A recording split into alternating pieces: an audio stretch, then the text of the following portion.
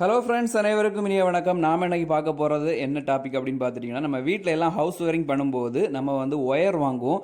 அந்த ஒயரை வந்து நம்ம டிஃபரண்ட் சைஸில் வாங்குவோம். இப்போ 1 ஸ்கொயர் mm ஒயர் வாங்குவோம், அதே மாதிரி 1.5 ஒயர், 2.5 ஸ்கொயர் mm ஒயர், அதே மாதிரி 4 ஸ்கொயர் mm ஒயர், இந்த மாதிரியான டிஃபரண்ட் சைஸில் வந்து நம்ம ஒயரை வந்து வாங்குவோம். இது எதுக்காக இப்படி வாங்கணும் அப்படின்னு சொல்லிட்டு உங்கள் எல்லாருக்குமே இப்போ ஒரு சந்தேகம் வரும். அதுக்காக தான் இந்த வீடியோ இப்போ நம்ம பார்க்க போகிறோம். வாங்க வீடியோக்குள்ளே போகலாம். ஓகே ஃப்ரெண்ட்ஸ், நாம் வந்து இப்போ வீட்டில எல்லாம் யூஸ் பண்ணுற இந்த 1 ஸ்கொயர் mm ஒயராக இருக்கட்டும், இல்லைனா 1.5 ஸ்கொயர் mm ஒயராக இருக்கட்டும், இல்லைனா 4 ஸ்கொயர் mm ஒயர், அந்த ஒயர் சைஸாக இருக்கட்டும், எல்லாமே வந்து நம்ம தாங்கக்கூடிய வோல்டேஜ் லெவல், அதாவது தாங்கக்கூடிய மேக்ஸிமம் வோல்டேஜ் லெவல் வந்து 1100 வோல்ட் வரைக்கும் தாங்கும். அதாவது 1 ஸ்கொயர் mm ஒயரும் 4 ஸ்கொயர் mm ஒயரும் நமக்கு வந்து வோல்டேஜ் லெவலை பார்க்கும்போது 1100 வோல்டேஜ் வரைக்கும் தாங்கும். ஆனால் நாம் வந்து இந்த சைஸை வந்து ஏன் மாற்றுறோம் அப்படின்னு பார்த்துட்டிங்கன்னா, நம்ம அதை வந்து கேரி பண்ணுற, அதாவது அது கடத்துக்கிற அந்த கரண்ட்டுக்கு அளவை பொறுத்து தான் நாம் வந்து அந்த ஒயரோட சைஸை வந்து நம்ம சேஞ்ச் பண்ண வேண்டியிருக்கு.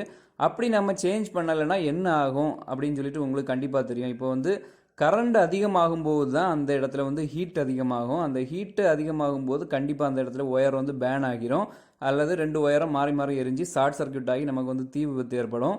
இதை தடுக்க தான் நாம் வந்து ஒவ்வொரு இடத்துலையும் அந்த லோடுக்கு தகுந்தவாறு நாம் வந்து அந்த ஒயரை வந்து யூஸ் பண்ணுறோம். இப்போ வந்து ஒரு எக்ஸாம்பிளுக்கு பார்த்துட்டிங்கன்னா, உங்கள் வீட்டில் இருக்க லைட் பாயிண்ட்ஸ், அதாவது டியூப் லைட் இருக்கும், சாதாரண பல்பு இருக்கும், சிஎஃப்எல் பல்பு, எல்இடி பல்பு, இந்த மாதிரியான லைட் பாயிண்ட்ஸ் இருக்கும்.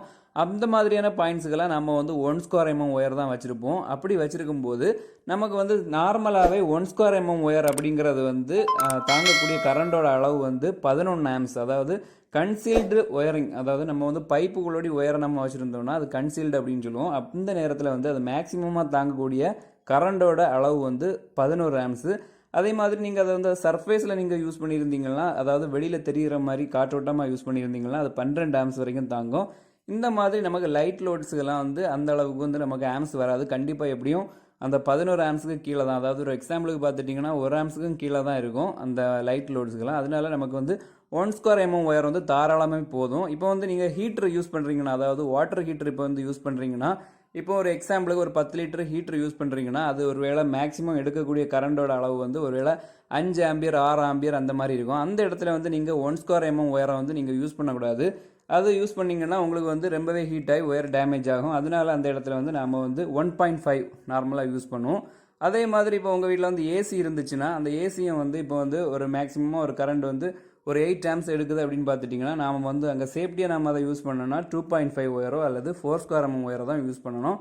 இதுக்காக தான் நாம் வந்து ஒயரோட அந்த சைஸை மாற்றுறோம். இப்போ வந்து ஒயரோட சைஸ், அதாவது டயாமீட்டர் அதிகமாக அதிகமாக அது வந்து கேரி பண்ணுற கரண்டோட அளவும் அது அதிகரிக்கும். இதனால் ஒயர் வந்து ஹீட் ஆகாது, எந்த விதமான பேனிங்கும் அங்கே நடக்காது. அதுக்காக தான் நாம் வந்து லோடுக்கு தகுந்தவாறு இந்த ஒயரோட சைஸை வந்து நாம் வந்து அதிகப்படுத்திகிட்டே இருக்கோம். இப்போ அதிகமான அளவு லோடுனா ஒயரோட சைஸும் அதிகமாகும்.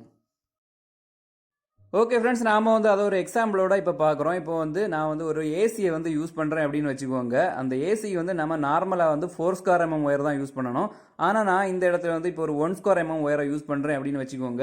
இப்போ வந்து 1 ஸ்கொயர் mm ஒயர் வந்து நமக்கு தாங்கக்கூடிய கரண்டோட அளவு வந்து மேக்ஸிமம் அளவு வந்து 11 ஆம்பியர் தான். இப்போ ஏசி வந்து சம்டைம் திடீர்னு 12 ஆம்ஸ் எடுத்துச்சுன்னா அந்த 1 ஸ்கொயர் mm ஒயர் யூஸ் பண்ணியிருந்தோம்னா அது கண்டிப்பாக எரிஞ்சிடும், ஓவர் ஹீட்டில் அது எரிஞ்சிடும். இந்த மாதிரியான விபத்துகளை தடுக்க தான் நாம் வந்து கரெக்டான அந்த அளவோட உள்ள ஒயரை வந்து யூஸ் பண்ணுறோம். இதனால் வந்து இந்த மாதிரியான ஒயரிங் பண்ணும்போது நம்ம வந்து அந்த செலவை குறைக்கிறதுக்காண்டி நாம் வந்து அதில் வந்து காசை மிச்சப்படுத்தக்கூடாது. எந்தெந்த லோடுக்கு எந்தெந்த மாதிரியான ஒயரை வந்து யூஸ் பண்ணணுமோ அந்த மாதிரியான ப்ராப்பர் யூஸ் பண்ணோன்னா நமக்கு வந்து ரொம்பவே சேஃப்டியாகவும் லைஃப் லாங் நம்ம யூஸ் பண்ணுற மாதிரியும் அந்த ஒயரிங் இருக்கும். அதனால் நமக்கு லோடுக்கு தகுந்தவாறு கரெக்டான ஒயரை சூஸ் பண்ணி நம்ம வந்து ஒயரிங் செய்கிறது எப்போவுமே நல்லதாக இருக்கும். ஓகே ஃப்ரெண்ட்ஸ், இந்த வீடியோ மூலம் நிச்சயமாக உங்களுக்கு ஒரு பயனுள்ள தகவல் கிடைச்சிருக்கும் அப்படின்னு சொல்லி நம்புகிறேன். வீடியோ பிடிச்சிருந்தா மறக்காமல் லைக் பண்ணுங்கள். நம்ம சேனலுக்கு நீங்கள் இப்போ தான் ஃபஸ்ட் டைமாக வரீங்கன்னா நம்ம சேனலை மறக்காமல் சப்ஸ்கிரைப் பண்ணுங்கள். மீண்டும் ஒரு புதிய வீடியோவில் சந்திக்கலாம். நன்றி, வணக்கம்.